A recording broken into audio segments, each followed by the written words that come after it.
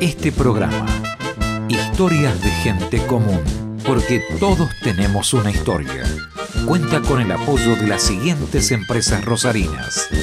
No vas a parar porque sabes a dónde vas. Contá con nosotros.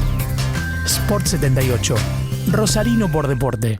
Beta te ofrece los mejores planes para tener tu camión Iveco 0 kilómetro. Plan de ahorro Iveco 100% financiado en 72 cuotas sin intereses. Visítanos en Rosario, en Boulevard 27 de Febrero y Necochea, o llamanos al 482 46 85. Beta Iveco. Vos que sos comerciante, emprendedor, profesional o tenés un oficio, ¿qué recomendás para vender más? QR, ¡claro! No pierdas la oportunidad de hacer crecer tu negocio. Solo tenés que pedir tu QR en bancosantafe.com.ar/cobrar con QR. Hola, ¿cómo le va? ¿Qué dice? ¿Cómo anda? ¿Sabe dónde está? Esto es Historias de Gente Común. Porque todos tenemos una historia. En este caso la de Juan Alberto Emilio Molinari, rosarino. ¿Cómo él se define? Absolutamente rosarino o definitivamente rosarino. Pero nos va a contar de su vida y sabremos que estuvo acá, no estuvo acá, fue, vino, tiene algo que ver con la televisión, tiene algo que ver con la radio, tiene algo que ver con el petróleo, demasiadas cosas. Don Molinari, el ingeniero Molinari. Primera parte, ahora.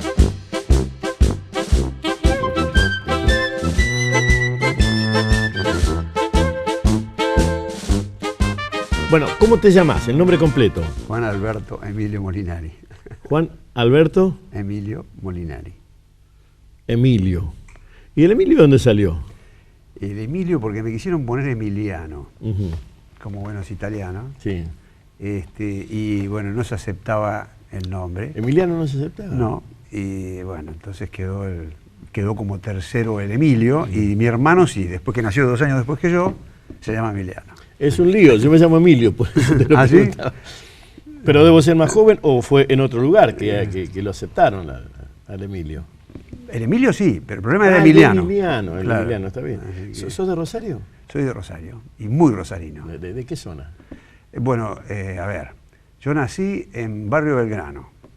Caserón de Texas. Y el lío ese con la vía, que de la vía para un lado, el nombre de la vía para acá tiene otro. Sí, en Teniente Añeta, y casi esquina Mendoza, por ahí. Después, bueno, vivimos en varios lugares de Rosario, en realidad. Mi padre era muy movedizo. También después nos fuimos de Rosario, vivimos en Mendoza, vivimos en el Chaco. ¿Qué era tu viejo?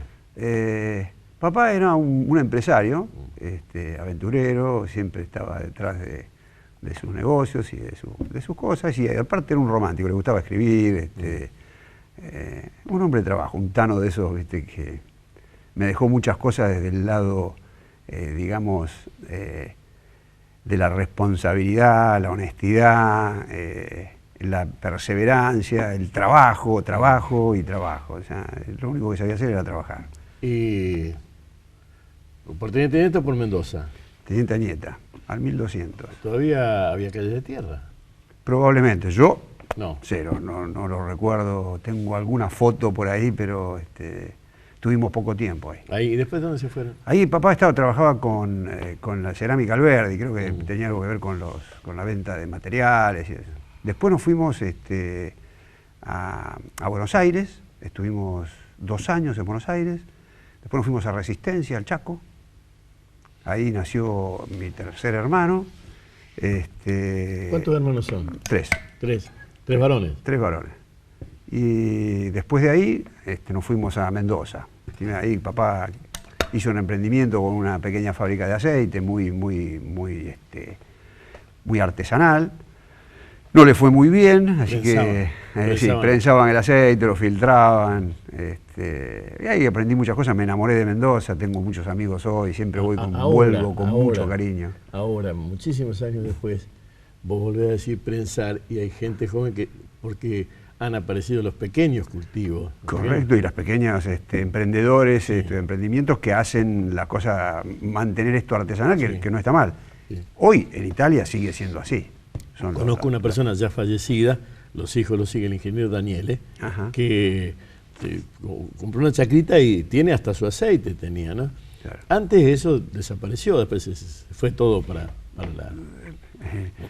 En las casas de nuestros ancestros en Italia, que todavía los visito en el Tasare, ¿Eso dónde es? Es en el Piemonte, en el norte de Italia. Mamá es veneciana. Hortero piamontese. Sí, sí, sí. Claro, genovesa a veces le dicen. Pero Sí, más, bueno, más fama tiene el genovés. Los genoveses peor. Peor, claro. Bueno, todos tienen su vino, así que tenés la obligación cuando los visitás de tomarte una copita de vino hecho fatto en casa, ¿no? Bueno, eso es así. ¿Y de Mendoza volviste? De Mendoza volví acá, bueno, ya, y ya nos establecimos, casi te diría definitivamente. ¿Por qué zona? Vivíamos en Pueyrredón, entre Ceballos y Montevideo. Pueyrredón 1557. Ahí papá tenía una fábrica de soda. ¿Barrio Parque sería ese, no? Claro. ¿Barrio Parque? No, Barrio Parque es del otro lado, digamos, del lado de Richeri, Suipacha. Esto te diría que es el La centro. zona de las casas de Don Hilarión, que Claro. hizo casas por ahí. Muy lindas casas, muchas casas Los ferroviarios también tienen muchas casas por ahí. No, por el lado que voy a decir no, te voy diciendo por el otro lado. sí. Pueyrredón. Sí, ¿Y la escuela? muchas casas racionalistas sobre Pellegrini, sobre Pueyrredón, así, es muy particular el barrio. Muy lindo. ¿Y la escuela? Bueno, la escuela iba a la Dante Alighieri, obviamente. Claro. Ahí aprendí, junto con lo que aprendía en casa, el italiano. Y bueno, hice toda la primaria, lo que restaba de la primaria. Hice tercero, cuarto, quinto y sexto grado en la Dante Alighieri. Así que también era prácticamente en el barrio. Papá tenía una fábrica de soda ahí. Así que, bueno, yo lo ayudaba en el trabajo. Eso fue mi niñez de la primaria. ¿Eras bueno en el fútbol? Bueno, mirá, me gustaba mucho el fútbol. Y llegué a practicar en la quinta o la sexta de Newell's. Bueno, me dieron tantas patadas que se ve que no estaba hecho para ese deporte, así que abandoné rápidamente. Aparte no debo haber sido muy bueno tampoco, pero me habían probado, es decir, me divertía mucho, jugábamos.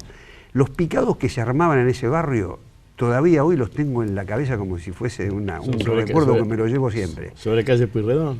Jugábamos sobre calle Pueyrredón, jugábamos en Pellegrini y Pueyrredón, donde está la Calecita, frente a la Calecita, donde, antes de que empiece el Rosedal, bueno, ahí había una canchita famosa, después teníamos la cancha de Alvear, entre Montevideo y Pellegrini, atrás del Castañino, bueno, ahí teníamos otra canchita, que jugábamos desafío con la barra Ahí de todavía se Alvear. reúnen a jugar atrás del Castañino, todavía ¿Ah, sí? el descampado, están los árboles Sí, sobre sí. Alvear, en ese descampe ahí frente a... En ese despeje que hay en realidad frente al Castañino, ahí sí, la otra vez pasé y había gente jugando. O sea que a lo mejor son sombras tuyas dando vueltas. No, bueno, yo no era, te vuelvo a repetir, de los buenos. Ahí había tipos que se destacaban y mucho. Pero se armaban en partidos realmente increíbles. Era una obsesión el fútbol. ¿Y te quedan amigos de esa primaria o de esos picados? Vos sabés que muy poco, pues yo después me fui, apenas terminé la secundaria, me fui a trabajar a YPF al norte, a hacer exploración geofísica. Es decir, y mi adolescencia fue bastante laboriosa, diría yo. Es decir, ¿Pero te fuiste ya recibido de ingeniero? ¿O? No, hice un intervalo como técnico, me prepararon como técnico geodesta, fui a hacer exploración geofísica, estuve a cargo de una comisión a los 19 años, una comisión de prospección geofísica. ¿Petróleo en el Chaco? En Salta. En Salta, En Salta. Sí, conozco muy bien todas las picadas, hemos abierto picadas en lugares donde, te estoy hablando del año 67. O sea, tardé 3 días en llegar a Salta. Fue una cosa, un viaje increíble. En tren, nos quedamos tirados en el medio de la vía, se paró el tren, había llovido, estaban camiones encajados en el barro, bueno, tuve toda una odisea hasta que llegué a Tartagal, que era mi destino final, que prácticamente había cruzado medio país. Y bueno, ese intervalo, digamos, me alejó un poco de mis amigos también de acá. Volví después para estudiar ingeniería y bueno, en realidad no era mi destino quedarme a trabajar en la industria del petróleo, ¿no? Es decir, el espectro que tenía o la proyección que tenía era era corta. Me habían ofrecido una beca, el mismo YPF, en Neuquén, para estudiar ingeniería petrolera, cuando dije que me iba, y no lo acepté porque, vuelvo a repetirte, no tenía intenciones, no era lo mío. A mí me gustaba la electrónica, me gustaba la televisión, me gustaba la radio. Y bueno, quizás, viste, son las disyuntivas o los crossroads que tenés en tu vida, donde tomás una decisión y esa decisión te catapulta para algo importante. Y creo que fue una decisión importante no seguir por ese rumbo. Hice una muy buena experiencia, digo que fue como hacer el servicio militar, ya que me salvé del servicio militar. Ese fue un verdadero servicio militar, porque vivimos 2 años en carpa, en los montes salteños, tuve una experiencia importante para mí. Sí, me hizo muy fuerte en muchos sentidos. Le decimos vos que es salteño, es la discusión al revés con el chaqueño palavecino, que en realidad es nacido de Salta, porque ese es el Chaco Boreal finalmente, ¿no? Pero por supuesto, parte de la línea Barilari, que se llama, es la división entre el Chaco y Salta. Hay una picada que se hizo ahí, que era la 30050, que era una picada que se hizo de exploración geofísica en el límite de las 2 provincias. Después, bueno, ¿encontraste petróleo? Bueno, en realidad nosotros no encontrábamos el petróleo, lo que hacíamos era toda la registración sismográfica. Después de eso se hacía una prospección en unos planos que se dibujaba, digamos, el subsuelo terrestre y se buscaban las fallas geodésicas donde se podía acumular petróleo. Tuvimos un lugar que estuvo en el área nuestra que se llamaba Nuestra Señora de Talavera, que ahí se hizo un pozo de 4.500 metros, pero fue papa, no encontraron nada. Así que, pero en realidad nosotros no éramos los buscadores de petróleo, porque la búsqueda de petróleo es una cosa bastante compleja, digamos. Tiene distintas etapas e investigaciones. Y mientras estabas allá, bueno, te fuiste bastante jovencito. ¿Qué tenías de Rosario? ¿Qué habías dejado? Y había dejado a mi familia, a mis padres, a mis hermanos. El arraigo... ¿La única familia es tu viejo, o tu viejo tiene hermanos, y tu vieja tiene hermanos? Bueno, toda la familia de mi padre estaba en Buenos Aires, y la familia de mamá en Italia. Mamá estaba con su... ¿Qué apellido es el de tu vieja? Biasón. Biasón. Biasón, es veneciana.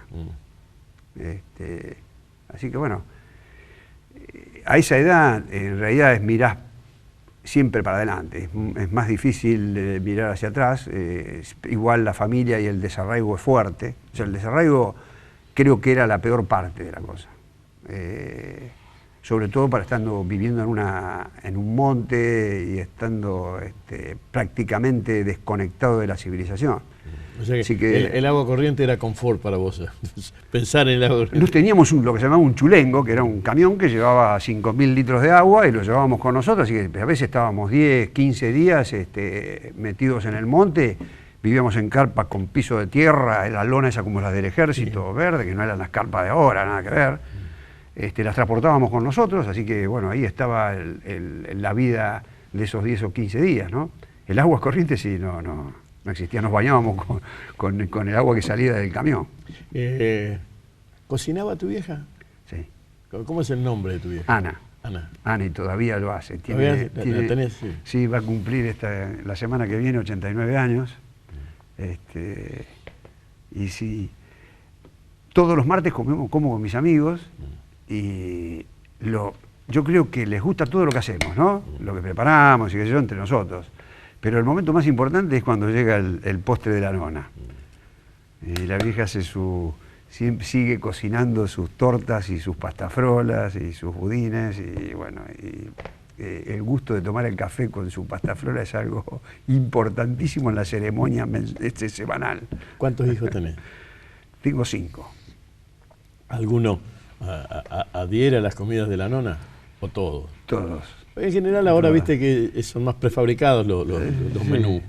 Sí, es cierto. Nos estamos alejando, está muy cuestionado el tema de la forma en que nos alimentamos. Sí, bueno, pero claro que era mucho más sencillo aquello. Y fíjate, si la nona está con 89 y sigue preparando budines, es que la sangrecita anduvo bien. Bueno, ¿te acordás? Hay un libro como Agua para el Chocolate, ¿no? Sí. Que un poco habla de eso, de la transmisión del amor a través de algún elemento que te liga con los demás, en este caso la cocina.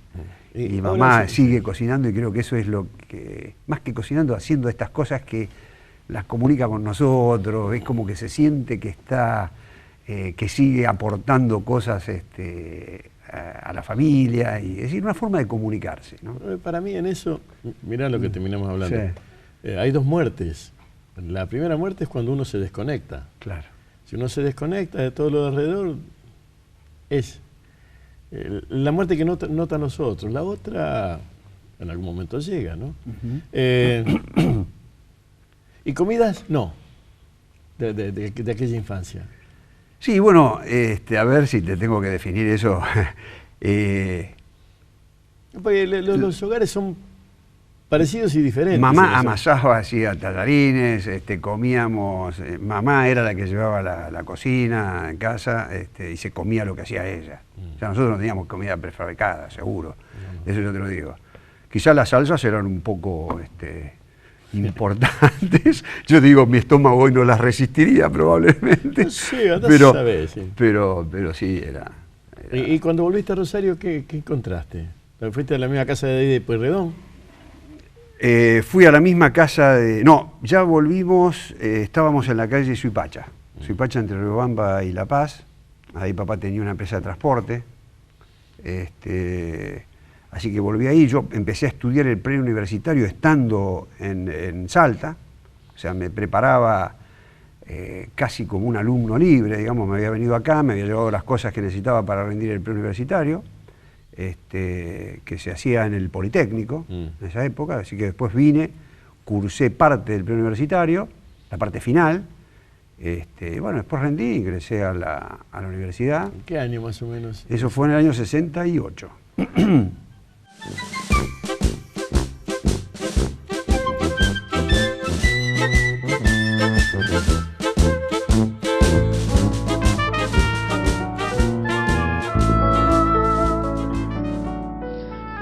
Quiero que me mire si no sabe que no soy uno más entre los muertos. No quiero que me mire si no sabe que mi vida está en sus ojos, justamente. No quiero que me mire quien ignore que al mirarme yo crezco y me levanto por encima de la gente, que tengo voces y subo y toco el cielo, y vengo y aquí estoy porque me miran. Yo soy el monumento. No quiero que me toque si no sabe que soy de dura piedra de otros tiempos. No quiero que me toque si no sabe que preciso latir por esos dedos.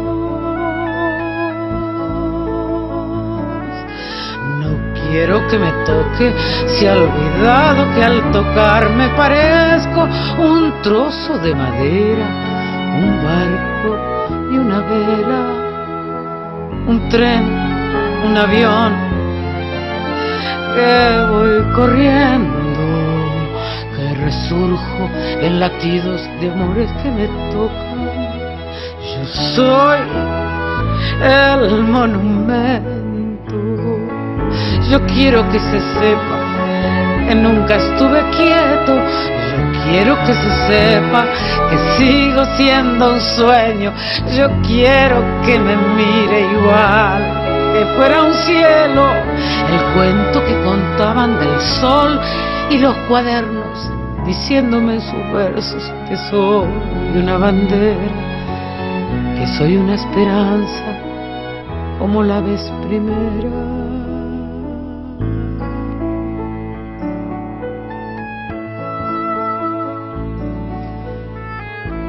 Quiero que me mire si no sabe que mira su rostro en un espejo. Yo quiero que me mire recordando que soy como la gente.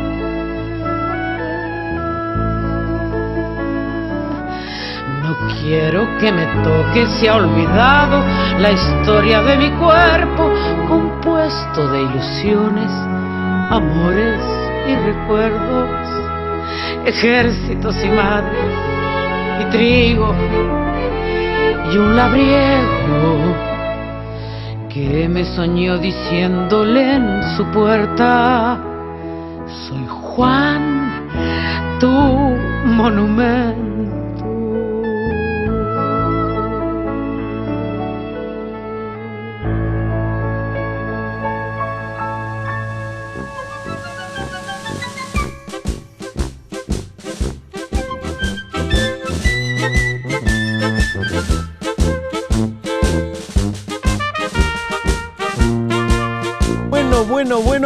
Bueno, estamos con Juan Alberto Emilio Molinari. Ya nos explicó lo de Emilio y Emiliano y su origen piamontés o piemontés, como nunca se ve si es el Piemonte y con una mamá veneciana. Pero él es un hombre que estuvo acá, vino, se laburó todo para recibirse y estamos charlando de esas cuestiones, de cómo era la vida allá, 60, 70, 80, en Rosario, cómo era la vida de un tipo que básicamente laburaba y estudiaba en una ciudad que entendía eso de un modo. Bueno, él nos lo va a contar. Es parte de la historia de Molinari, parecida y diferente, historias de gente común. Porque todos tenemos una historia. Segunda parte de Molinari, señor director, ahora.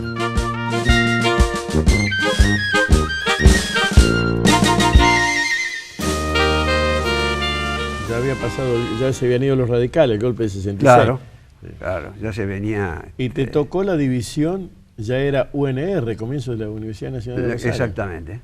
Sí, grandes profesores, conocí personajes muy importantes. Y después, bueno, vino la época de los 70. Vos quizás lo conocés a Juan Carlos Martini, que teníamos. Sí, sí. Él me ayudó mucho cuando me fui con la lectura. Me acuerdo que me trajo varios autores y me los llevé conmigo, así que estaba de Cortázar, Ramiro Sáenz, qué sé yo, mucha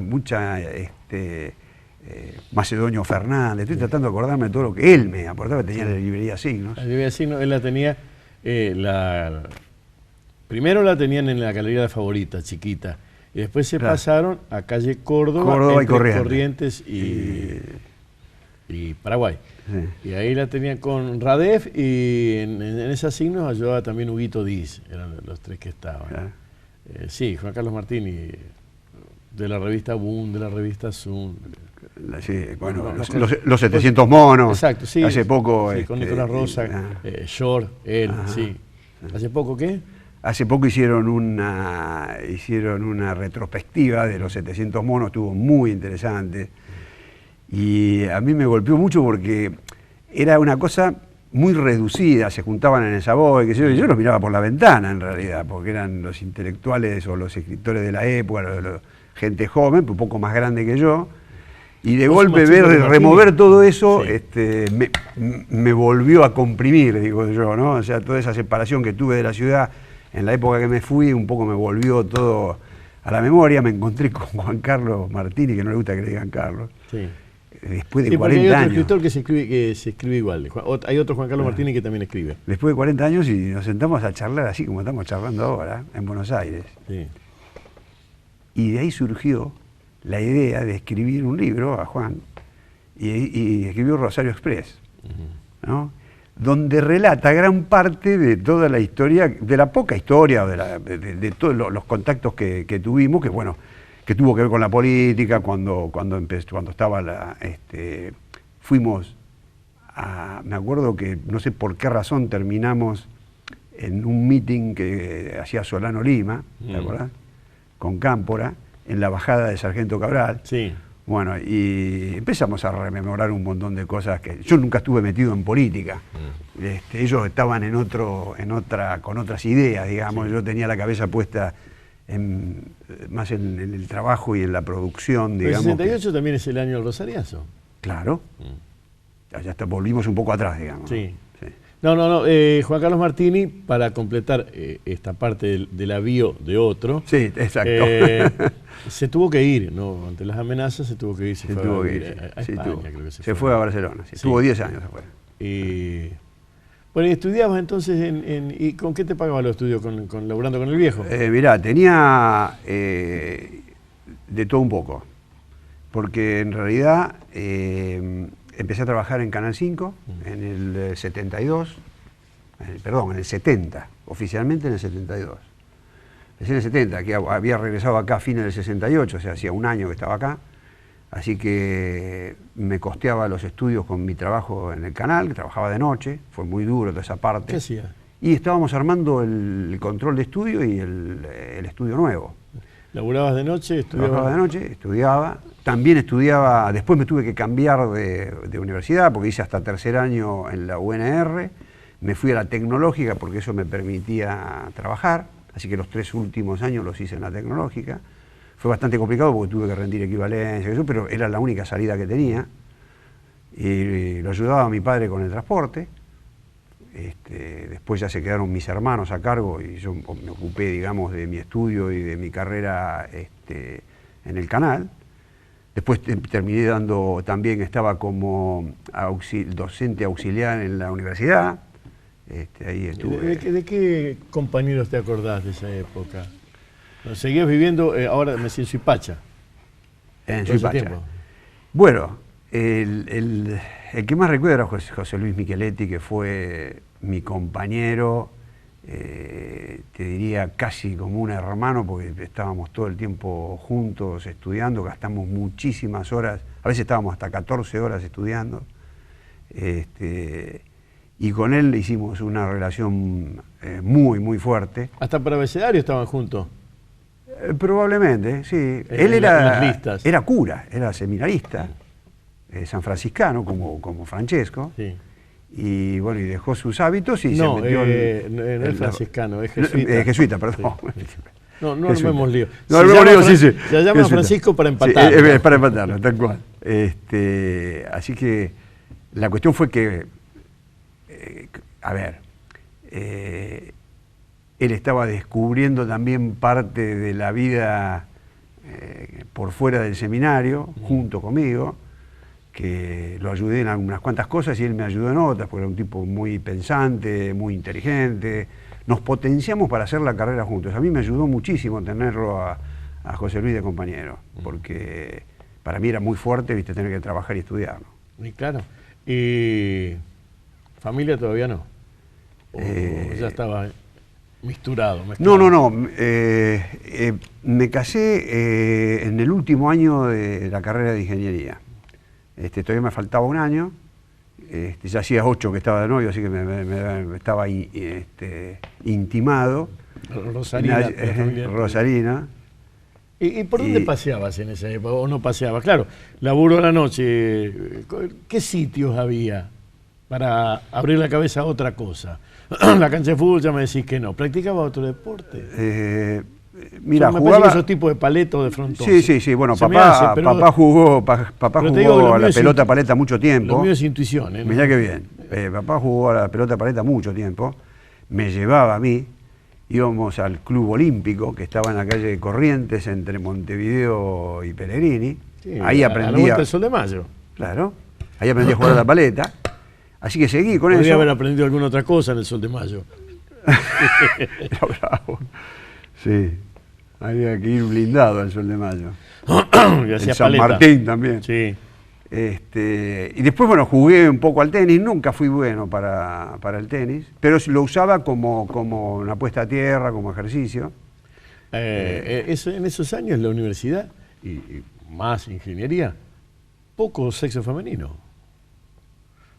Pocas mujeres Sí, estudiando ingeniería. teníamos una... No sé si no estaba Liliana Gurdulich, que debe andar... puede ser. de Una compañera, generacional. Marcela, no recuerdo el apellido ahora, se recibió de ingeniería electrónica, en la UNR era eso, en la tecnológica no. Así que sí, pocas mujeres, ¿verdad? Pero ¿y los sábados cómo eran? ¿Cómo eran los sábados? Qué buena pregunta. Lamentablemente yo estaba muy ocupado con mi trabajo, o sea, realmente estaba así, tenía un poco, tuve un periodo muy fuerte de trabajo, en un momento yo te llegué a tener 3 trabajos. ¿Cuáles? Me ocupaba, hacía 3 cosas a la vez. Porque claro, tenía la universidad donde... Sí, era ayudante. Donde daba clases, era ayudante. Y tenía el trabajo en el canal y además era jefe de becarios de la Universidad Tecnológica. Hicimos un proyecto por el cual, y un convenio con la Municipalidad de Rosario, por el cual manteníamos los hospitales que dependían de la Municipalidad de Rosario. El Clemente Álvarez, lo que era la asistencia pública, sí. La Martín, el Sáenz Peña y el Vilela. Me fue muy bien con ese grupo, hicimos cosas importantísimas. De ahí salieron varios de los... ¿Recordás alguno de esos muchachos? Sí, Mauricio Córdoba fue uno de los que después se proyectó de allí, tuvo una fábrica que hacía incubadoras para chicos, exportó equipamiento que fabricó producto de los desarrollos que hacíamos. En fin, no sé cómo llegamos ahí, pero... en los 3 laburos estamos ahí. Claro, bueno, y eso también me llevaba tiempo, tenía que... A veces dormía 3, 4, 5 horas, terminé anémico. Por eso cuando vos me preguntás, ¿viste? A veces me da un poco de cosa pensar que no me dedicaba tanto... ¿Cómo arrancamos? Yo te dije cómo eran tus sábados. Quizás eso me hizo un poco más estructurado y adusto, porque, ¿viste? Me faltó un poco en esa época de tiempo para mí. Te faltó un poco de joda. De joda. Sí. ¿Y qué calles recordás de Rosario de, pongamos, 70? De los 70, bueno, y Córdoba, será por el Rosariazo y las bolitas, qué sé yo. ¿Cómo era Córdoba? Bueno, tenía el macadam. Claro, 9 de julio que tenía las vías, 9 de julio me acuerdo mucho porque íbamos y le poníamos, para las fiestas, hacíamos una mezcla con azufre, potasio, carbón, potasio y sal. azufre, sí. Y buscábamos, primero eran tapitas de cerveza. De cerveza y bueno, le sacábamos el corcho de adentro, lo poníamos ahí, lo metíamos en la vía y explotaba. Y después terminábamos con latas de betún. Y hacíamos saltar en la vía de la vía, bueno, a veces nos corrían los motorman. Bueno, 9 de julio era nuestro campo de accionamiento, me acuerdo mucho de esa calle. La calle Ceballos. Calles con árboles. Sí, calle Pueyrredón, Alvear. ¿Venías caminando hasta el centro? Sí, siempre fui de poco ómnibus y si no iba caminando iba en bicicleta. A la escuela iba en bicicleta, creo que era el único que iba en bicicleta. Estaba a 7 cuadras, pero me iba en bicicleta. Sí, una hermosa ciudad teníamos. Bueno, ya estaba el monumento, de hecho. Sí, ¿Era un eje claro. el monumento en esa época? No tanto. No lo recuerdo de esa manera, digamos, pero sí, claro, siempre fue, no podemos dejar de ver así un poco el foco de Rosario. El Rosario, el monumento a la bandera. Hoy, no sé, por suerte para nosotros creo que eso cambió un poco. Es medio como un ícono para las manifestaciones, ¿no? En esa época, no sé, me parece que no. Yo no lo recuerdo como un ícono para manifestarse en esa época el monumento. Y después las calles del Parque Independencia, pero... pues íbamos a pescar al laguito. A pescar al laguito. Con alfileres sí. Y pan, y mientras los guardias se distraían, de atrás de las palmeras, de algún lado, pescábamos peces de colores. Los poníamos en una pecera, bueno, era una diversión, travesuras de chicos. Y después, bueno, las carreras. Después llegaron las carreras que primero las miraba a través de las piernas de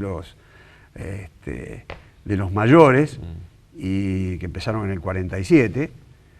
Ahí realmente me marcó mucho eso, por alguna razón. Viste que todos, los chicos tienen ídolos y hoy andan con, qué sé yo, con muñequitos y nosotros en esa época estaba Superman y Batman y bueno, mis ídolos empezaron a ser los automovilistas, los pilotos de auto. Esa era como una cosa muy especial que se despertó ya de muy chico en mí. ¿Y tenía los autitos, trabajaba con los autitos? ¿No? Sí, claro que trabajábamos. Hacíamos carreras con autitos que comprábamos en Pratolongo, que era una librería que estaba en Córdoba, entre Alvear y Santiago, Más de 100 años el Bertolongo. Y eran como los autitos de TC.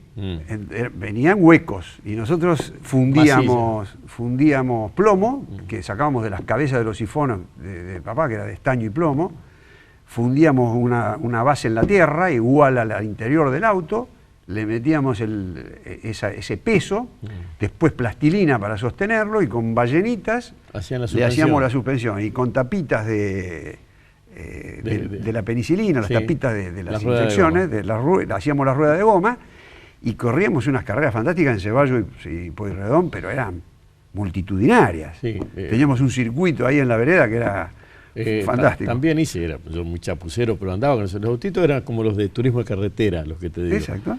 Pero después aparecieron, un chico tenía, unos que tenían las suspensiones hechas, eran como de un plomo hueco y adentro yeso. Ajá. Y tenía la suspensión afuera, muy lindo, muy caro eran esos autitos. Que bueno, eso no era para nosotros, ¿no?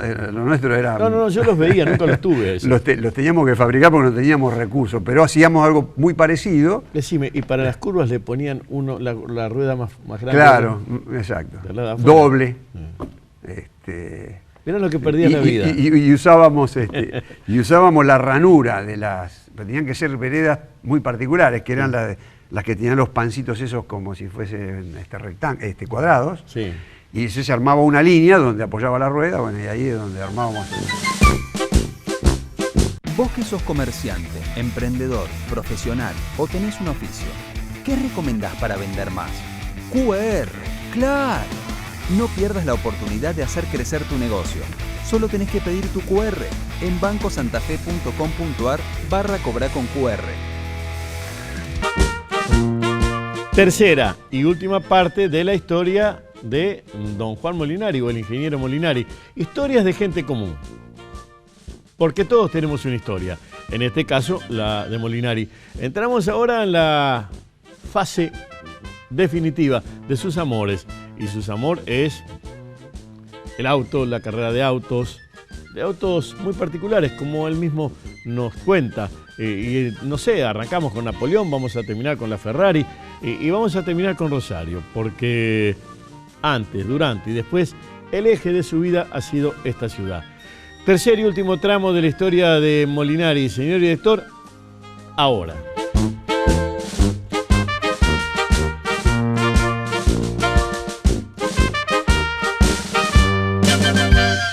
De ahí pasaste los autos, quizás, bueno, sería una exageración decir que pasé de ahí, pero era un entusiasmo muy particular que tenía por el automovilismo. Y lo seguí después desarrollando con la mecánica, me gustaba, siempre como hobby tuve la mecánica, no la electrónica, si bien en una parte de mi vida viví de la electrónica, con las radios a válvula, que las reparaba, y, en fin, etcétera, etcétera. ¿La radio a válvula? Tampoco me pude dedicar al automovilismo, por la misma razón. ¿Seguís teniendo alguna radio a válvula? Sí, tengo una pequeña colección de radios que incluyen radios a galena, que las conseguí en Estados Unidos, porque acá prácticamente no quedó nada. ¿Y las válvulas las haces andar? Sí, andan todas. Sí. Me acuerdo una que teníamos, que con un lápiz había que tocarle la caperuza de una... Claro, la frecuencia intermedia, sí. Sí, tenían un copete. Sí. Sí, tengo una linda colección y funcionan todas.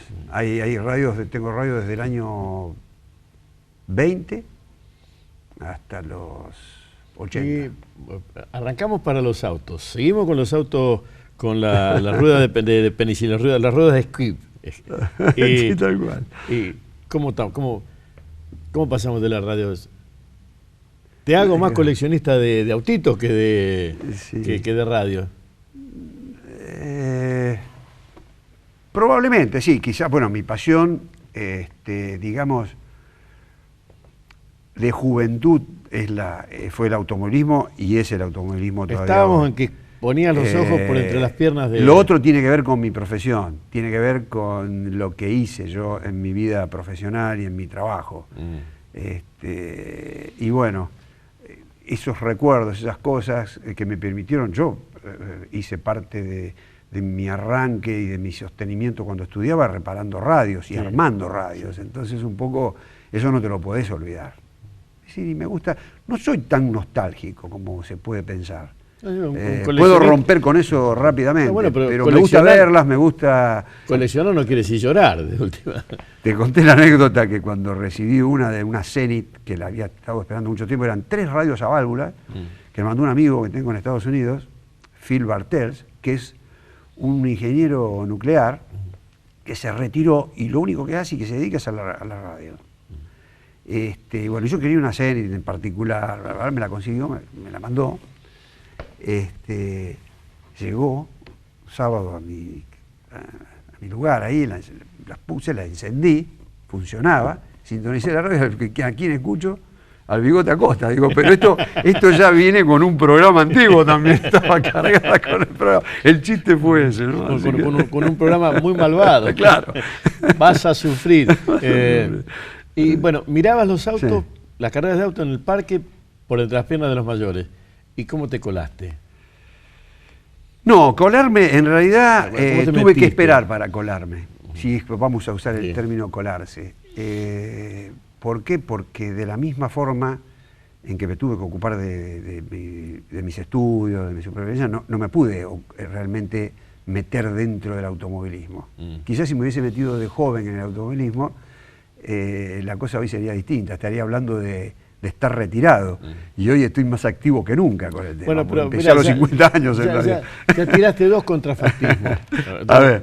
Un contrafactismo, no terminaste en el petróleo y en YPF. Correcto. Entonces, lo que hubiese sido, ese es un contrafactismo. Y ahora el segundo, si te hubiese dedicado al automovilismo de joven, hubiese terminado corriendo o anda sabe qué. Es muy probable.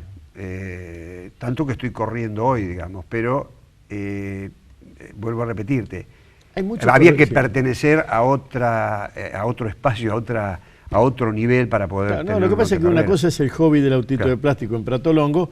Por eso hay un salto cuántico importante. Sí.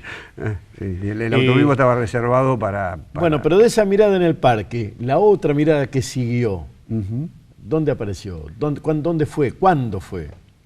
Con el automovilismo. Curioso, buena pregunta. Una tarde cualquiera, yendo por calle Córdoba, un viejo Ford 32B, los B eran los que siguieron al Forá,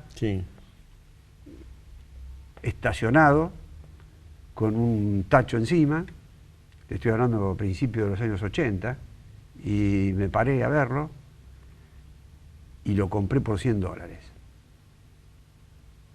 No sabía qué iba a hacer con el auto. Chao.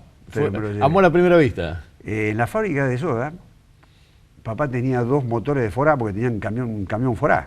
Así que yo le metía mano, era mi entretenimiento, era cuando nadie me veía meter la mano en el cajón donde había uno desarmado. Así que tenía una cierta cosa con eso. Y bueno, me llevé el auto y dije, bueno, lo voy a restaurar. Lo empecé a mirar y me di cuenta que no era el Ford lo que yo quería, que era un Chevrolet. Entonces, en el mismo lugar apareció un Chevrolet 32, qué sé yo, 6 meses, un año después, devolví el Ford B y seguí con el Chevrolet. Bueno, y así empecé, que me costó $300. Pero espera, ya había una selección de...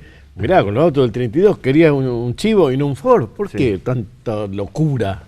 No sé si era locura, porque vuelvo a repetirte, así como te lo digo, primero apunté para un lado y después se me ocurrió que no era lo que me gustaba, vibraba mucho, me llevaron a dar una vuelta en ese 32 que estaba todo desvencijado. No estaba impecable, había que hacerlo entero, pero como tenía toda la carrocería de madera, no hacía ruido, cruzamos la vía y era una cosa así, con 6 cilindros contra los 4 del otro, era mucho más suave el andar, me gustaba cómo aceleraba. Y digo, bueno, tengo estas 2, pero no me podía quedar con los 2. Entonces, bueno, entregué uno y me quedé con el otro.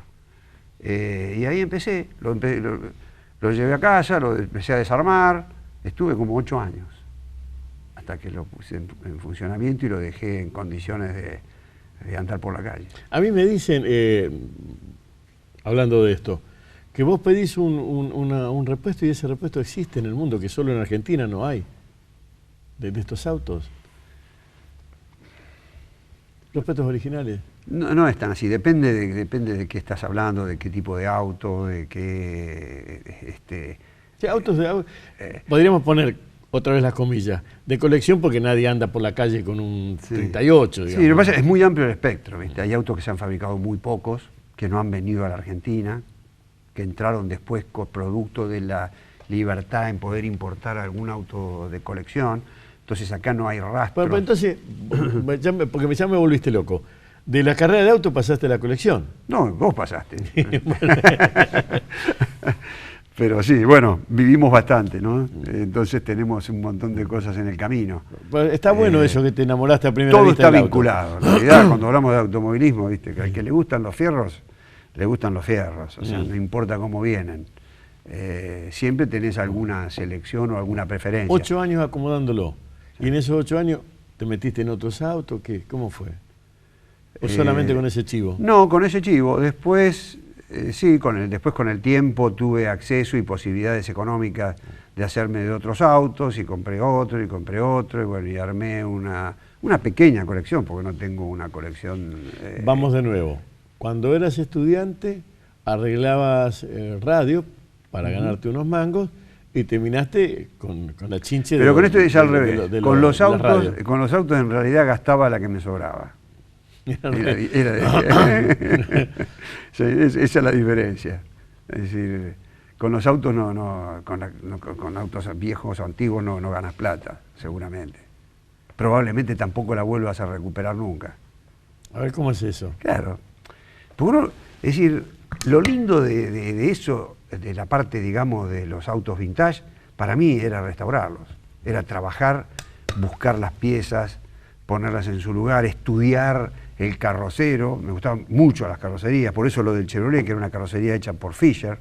Fischer era nieto del carrocero de Napoleón. Fischer fue el carrocero de Napoleón. ¿Qué le hizo a Napoleón? Le hizo la carroza. Hay varias carrozas. Una de las carrozas más importantes, la carroza más importante de Napoleón la había hecho Fischer, carrocero francés.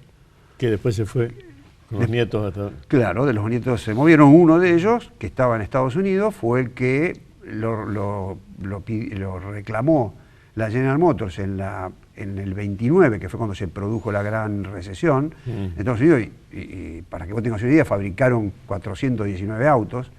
Nada más. En esa época, en ese año, en el 32, y le pidieron a Fischer que les diseñara. Arreglame, 419, ¿es poco o es mucho? Es muy poco. Ah, está bien. Pero es lo que muy pensé. Poco. Sí. De 120.000 que hacían en el 28, o 200.000. Era un modelo en particular, ¿no? Del Phaeton. Ellos fabricaban 5 o 6 modelos, había otros modelos que habían fabricado más. Así que le reclamaron a Fischer un diseño, porque Fischer diseñaba para Cadillac, que eran autos lujosos. Sí. Estos eran autos de $400. Entonces, para salir de la poca demanda que tenían, quisieron ofrecer un producto superior. Por eso me enamoré del auto, porque realmente tiene algo más de lo que tenía. Ya era un auto de diseño, o sea, era un auto. Exactamente. Tenía unas ventanitas cromadas que se abrían en el capot, los 6 cilindros, el carburador continuo un auto descendente. De serie, pero de diseño, vendría a ser la locura. Sí. Y barato. ¿Y automovilismo? ¿A correr? A correr, bueno, primero... ¿Vos corrés?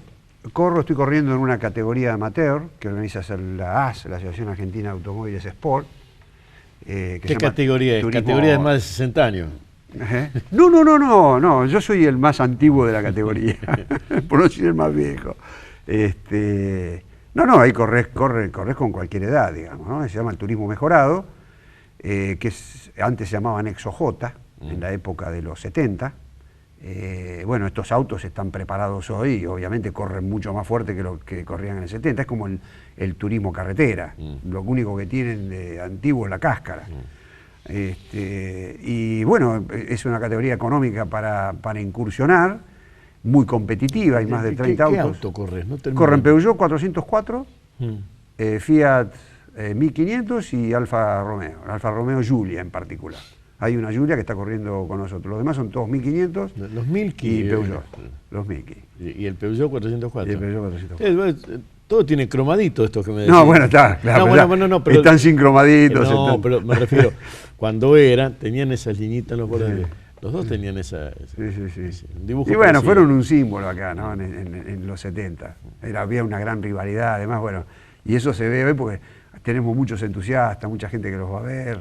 ¿Y en Rosario eso cómo se combina? Yo corro generalmente en Buenos Aires, acá en No, Rosario no. corremos una sola vez. Pregunté mal. Ah. ¿En Rosario esto existe? Porque vos vas por la calle, bueno, hola, la gente que te conoce, pero hay un lugar, una peña, un cenáculo, una iglesia donde van a rezarle. No, sí, está el a Club de Señor Producción. Automóviles Históricos de Rosario, del que Ahí soy.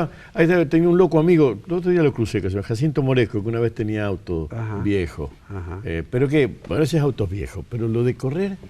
Pero Rosario no es una ciudad Bueno, entusiasta de los fierros ojo clásicos. que el tema del automovilismo deportivo, lo que vos Sí. llamás carrera, es muy individualista en realidad. O sea, es muy difícil encontrar. Antes se hacían las peñas, en la época de Popi Larrauri, Sí. de Juancito Zampa. Sí. En La Peña de particular Zampa siguen jugando al truco los miércoles. Sí, personaje. Que come con nosotros los martes. Se ve que todos los días tiene una Claro, peña. tiene una distinta, claro. Y esas peñas se juntaban para ver cómo ayudar al piloto. Sí, bueno, y en las con poblaciones medianas, los pueblos. cada población tenía un ídolo con eso, pero acá en Rosario eso no. Eso era muy nuestro. No, acá en Rosario no, y te vuelvo a repetir, o sea, es verdaderamente, cuando estás arriba del auto estás vos solo, y tenés que, viste, es una actividad quizá bastante... Párate ahí. Esto que decís, a mí me pone gordo. No tiene nada que ver con esto, pero como mi cabeza ya asocia libremente, durante mucho tiempo dije, lo sigo diciendo, que Reutemann, como político, era un corredor. Y el corredor está solo en su habitáculo, no tiene a nadie. Y cuando se baja dice, no anduvo la bujía, se rompió el carburador. O sea, nunca es culpable porque él está manejando. El resto son cosas que fallan. La interpretación de la política de Reutemann es, falló tal cosa, falló tal cosa. Él no falla. Y está seguro que no falla porque él va conduciendo, a no ser que choque. Y aún así a veces choca por culpa de otros. Pero esa mentalidad de solitario, yo la explicaba por imaginación. Pero efectivamente es así, va solo. Sí. O sea que cuando vas manejando, vas solo. Y si se te suelta una tuerca, se te suelta una tuerca. Y solo y de altísima concentración. O sea, cuando vos ves la actitud del piloto, el piloto se cierra antes de correr y después, o sea, ahí no... Por eso es que es muy difícil armar un club de pilotos. Volviendo, pero, siento que sean veteranos o retirados. ¿Y en cuántos lugares del país corren? Más o menos. Corremos. Este año, por ejemplo, corremos en La Plata, en una carrera doble, que es una doble jornada, sábado y domingo, que fue el fin de semana pasado acá en Rosario, en Río Cuarto, en Córdoba, Potrero de los Funes, en San Luis, y mayormente en Buenos Aires, en el Autódromo de Buenos Aires, que tiene varios circuitos. Ahora va la pregunta de cierre. Sí. En todos esos sitios, arrancamos esto diciendo que vos estabas orgullosísimo de ser rosarino. En todos esos lugares, cuando te dicen, Molinari, rosarino, ¿qué vendés vos? ¿Cómo decís? Sí, Rosario, ¿qué es? Vendo a Rosario y con mucho orgullo. ¿Y qué es lo que vendés? Vendo a mi ciudad, vendo a mi gente. A veces hago un esfuerzo particular en resaltar las cosas buenas que se hacen en nuestra sociedad y en Rosario, que pueden ser ejemplo para aplicar en otras partes del país. Y lo digo con orgullo y lo digo en serio. Hemos transitado muchas cosas por Rosario, pero hemos estado viendo también hemos visto y vemos que se pueden hacer cosas muy buenas y que son ejemplos que pueden tomar los demás. Insisto con eso. Y cómo ha progresado Rosario en los últimos tiempos también para mí es un motivo de orgullo. Y lo dicen todos, todos mis compañeros de andanzas, cuando vamos por todos estos lugares que te estoy comentando, dicen, uy, vamos a Rosario, todos quieren venir a Rosario. El club me dice, usted sabe una cosa, vamos a Rosario porque perdemos plata para ir a Rosario, pero tenemos que ir porque todos los pilotos quieren ir a Rosario. Entonces, bueno, eso me infla un poco, como rosarino. La recontra última. A veces los corredores le ponen un nombre al auto. ¿Al auto tuyo le pusiste algún nombre vos? Bueno, sí. Yo tengo una, digamos, Uy, qué vueltas que estás dando. sí. No te lo puedo decir el nombre. Bueno, listo. Gracias. Este programa, Historias de Gente Común, porque todos tenemos una historia, cuenta con el apoyo de las siguientes empresas rosarinas. No vas a parar porque sabes a dónde vas. Contá con nosotros. Sport 78. Rosarino por deporte. Beta te ofrece los mejores planes para tener tu camión Iveco 0 kilómetro. Plan de ahorro Iveco 100% financiado en 72 cuotas sin intereses. Visítanos en Rosario, en Boulevard 27 de Febrero y Necochea, o llamanos al 482 46 85. Beta Iveco.